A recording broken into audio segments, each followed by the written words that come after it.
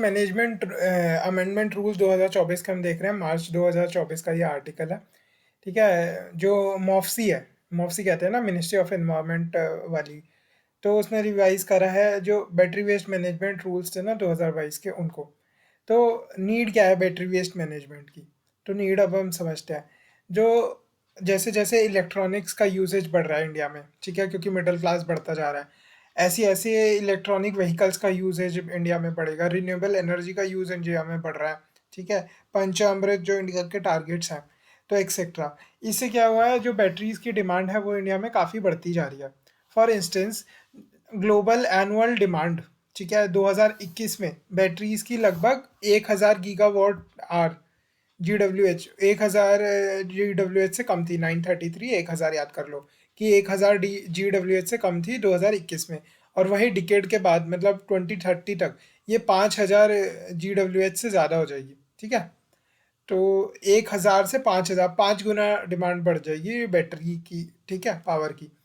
अब जो informal recycling practices हैं, जैसे कि very large share of used lead acid batteries, लगभग 90% से ज़्यादा, वो इनफॉर्मल रिसाइकलर उसे रिसाइकल करते हैं, जिसके कारण लेड पॉल्यूशन बहुत ज़्यादा होता है। ठीक है, तो इसीलिए भी कि एक तो डिमांड बढ़ रही है, ठीक है, डिमांड बढ़ रही है बैटरीज की, ऊपर से जो बैटरीज रिसाइकल हो रही हैं वो रिसाइकल भी इनफॉर्मल तरीके से हो रही हैं। फिर ये इनफॉर्मल तरीके से रिसाइकल होने के कारण इन्वायरमेंटल पॉल्यूशन बहुत होता है, जैसे लेड कैडमियम मरकरी लिथियम, ऐसे याद करना, lead cadmium mercury lithium, lead cadmium mercury lithium, lead cadmium mercury lithium, इन सब का पॉल्यूशन भी बहुत ज़्यादा होता है। तो वो टोन याद हो गई, lead cadmium mercury lithium, lead cadmium mercury lithium, इससे सॉइल का पॉल्यूशन बहुत ज़्यादा हो रहा है। अब जो सर्कुलर इकोनॉमी है, प्रमोशन ऑफ सर्कुलर इकोनॉमी को हमें प्रमोट करना है, ताकि जो इससे एक तो इकोनॉमिक बेनिफिट्स भी है, इन्वायरमेंटल बेनिफिट्स भी है, बेनिफिट्स टू हेल्थ भी हैं, ठीक है, मल्टीपल बेनिफिट्स हैं। जो रिसोर्स यूज एफिशिएंसी इससे बढ़ जाती है, reusing batteries, reducing environmental footprint, more sustainable economy की तरफ ये कदम है।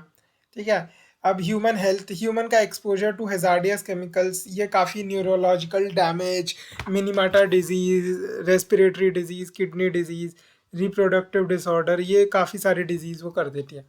अब सर्कुलर इकोनॉमी देख लेते हैं, ये बैटरी की है कैसी। ठीक है, ये पेपर में डायग्राम बना के आओगे तो बहुत बढ़िया रहेगा। ठीक है, छोटा सा इंट्रोडक्शन लिखा, 3 लाइनों का, उसके साइड में ये डायग्राम बना दिया, lithium ion battery circular economy.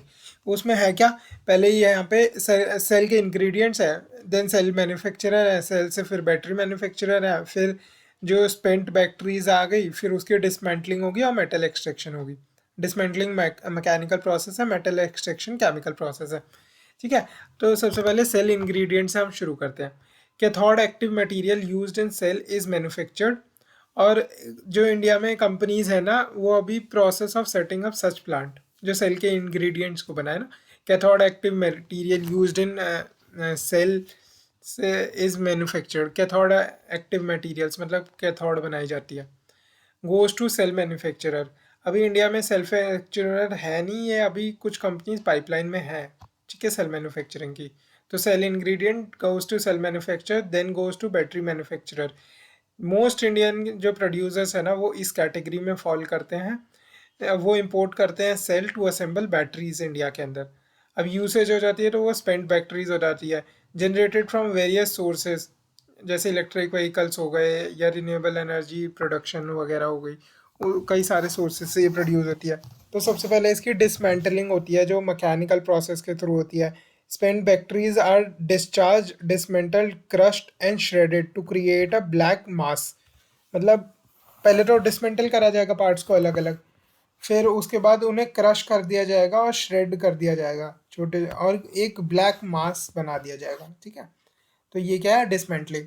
Mechanical extraction में क्या होती है, मेटल केमिकल प्रोसेस से lithium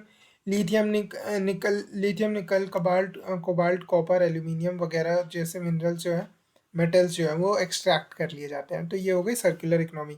cell ingredients, cell manufacturer, battery manufacturer, फिर spent batteries, dismantling, metallic extraction, किस लिए 1000 गीगा GWH से कम हमारी ग्लोबल डिमांड थी 2021 में, वो बढ़ के 5000 से ज़्यादा हो जाएगी। फिर लेड बैटरीज जो है इनफॉर्मल, उसका जो रिसाइकलिंग हो रही है इनफॉर्मल तरीके से हो रही है, इसलिए इन्वायरमेंट के बहुत सारे हार्म्स है, ह्यूमन की हेल्थ को हार्म है, सर्कुलर इकोनॉमी प्रमोट नहीं होती इससे। अब current governance framework for battery waste in India देख लेते हैं।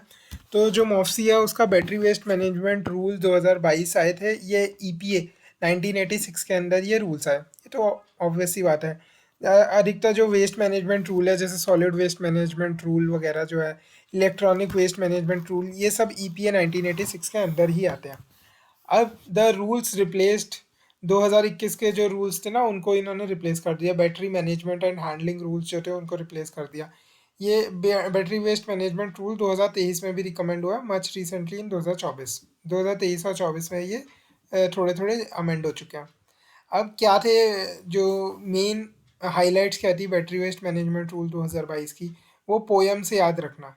बैटरी बैटरी के वेस्ट पर एक पोयम लिख दी। तो पी से क्या है, पॉल्यूटर पे प्रिंसिपल। तो इन्वायरमेंटल कंपेंसेशन का प्रावधान है कि अगर कोई non fulfilment of the extended producer responsibility EPR targets का नॉन फुलफिलमेंट हो या कोई और वायलेशन हो तो उसमें इन्वायरमेंटल कंपेंसेशन आपको देना पड़ेगा। Funds collected shall be utilized in collection, refurbishing और recycling of uncollected and non-recycled waste batteries। ठीक है, ये जो environmental compensation है ये भी बैटरी वेस्ट मैनेजमेंट में ही पैसा लगेगा। तो पोयम का पी हो गया। ओ से ऑनलाइन पोर्टल, एक सेंट्रलाइज्ड ऑनलाइन पोर्टल होगा जिसपे EPR सर्टिफिकेट क्या एक्सचेंज कराए जा सकेंगे बिटवीन प्रोड्यूसर एंड रिसाइकलर या रिफर्बिशर के बीच में ना। तो ये ऑनलाइन पोर्टल होगा। फिर अगला है EPR एक्सटेंडेड प्रोड्यूसर रिस्पॉन्सिबिलिटी। जो प्रोड्यूसर होगा या जो इम्पोर्टर होगा बैटरी का ना, वो रिस्पॉन्सिबल फॉर कलेक्शन के लिए रिस्पॉन्सिबल होगा और recycling and refurbishing of the waste batteries के लिए रिस्पॉन्सिबल होगा। कलेक्ट करना है देन रिसाइकल भी करना है वेस्ट बैटरीज को। एंड जो रिकवर्ड मटेरियल है and use of recovered material from waste to new batteries, उसके लिए यूज़ भी करना है। ठीक है, तो ये प्रोड्यूसर की रिस्पॉन्सिबिलिटी हो जाती है। फिर आखिरी में M, मैंडेटरी रिकवरी, मतलब minimum percentage of recovery of material हमें वेस्ट बैटरीज से कितना करना है वो बताता है ये। तो पोयम याद हो गया। P से पॉल्यूटर प्रिंसिपल जिसमें इन्वायरमेंटल कंपेंसेशन आता है। O से ऑनलाइन पोर्टल जिसपे सर्टिफिकेट एक्सचेंज हो जाता है। E से एक्सटेंडेड प्रोड्यूसर रिस्पॉन्सिबिलिटी। M से मैंडेटरी रिकवरी। अब 2024 में क्या रूल्स में बदलाव आए हैं।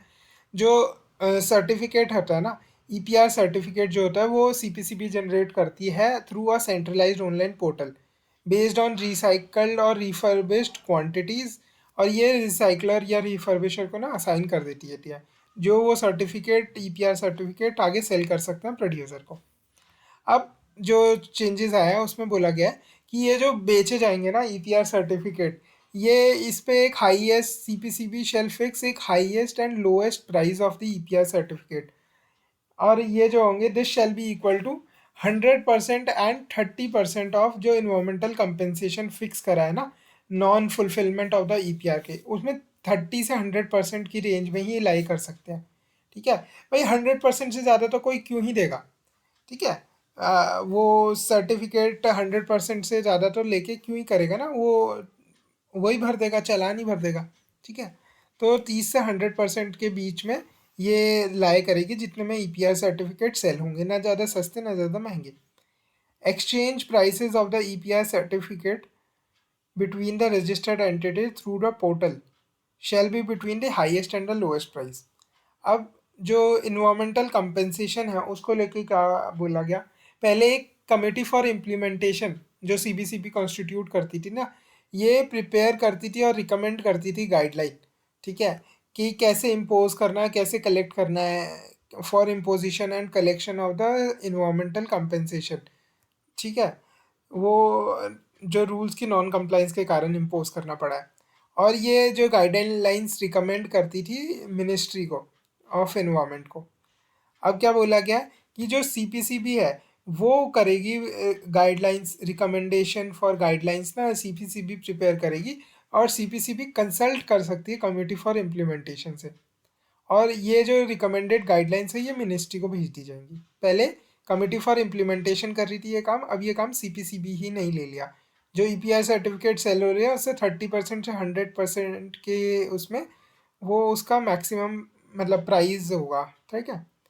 अब फॉरवर्ड वे फॉरवर्ड क्या होगा। अब नीति आयोग ने सजेस्ट किया है कुछ way forward battery waste management के लिए। एक तो उसने कहा है जो बैटरीज का डिस्पोजल हम पिट्स में कर देते हैं ना, लैंडफिल्स में कर देते हैं, उसे तो इलीगल ही कह देना चाहिए, क्योंकि उससे लेड जो लेड पॉल्यूशन होता है, ठीक है, बहुत ज़्यादा।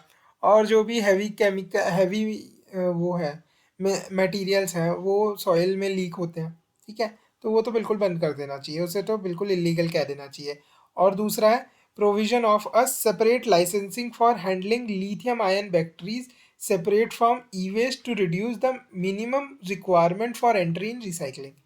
मतलब कि अभी जो एक सेपरेट अगर लिथियम आयन बैटरीज की हैंडलिंग के लिए ना एक सेपरेट लाइसेंस दिया जाना चाहिए जो ई वेस्ट से सेपरेट हो, ताकि ये जो मिनिमम रिक्वायरमेंट है ना रिसाइकलिंग सेक्टर में एंटर करने के लिए, लिथियम आयन बैटरीज के रिसाइकलिंग सेक्टर में एंटर करने के लिए ये मिनिमम रिक्वायरमेंट कम हो जाए, तो सेपरेट लाइसेंसिंग होनी चाहिए ई वेस्ट से। तो ये भी याद हो गए, ये भी याद हो गए।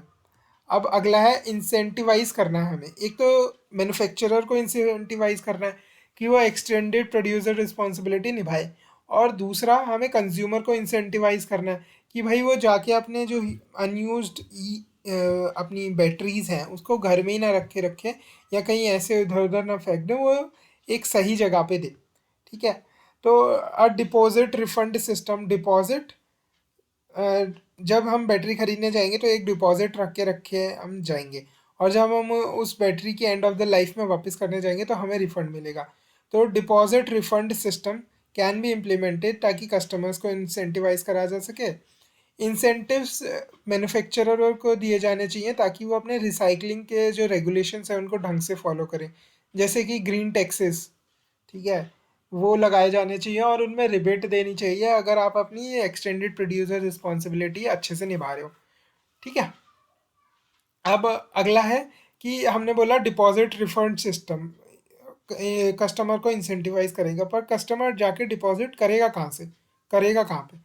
उसके लिए एक सेपरेट कलेक्शन एजेंसी होनी चाहिए, इस्टेब्लिश करी जानी चाहिए, ताकि बोथ कलेक्शन और रिसाइकलिंग को स्ट्रीमलाइन करा जा सके और जो ये इनफॉर्मल सेक्टर बना हुआ है उसको फॉर्मलाइजेशन की तरफ लाया जा सके।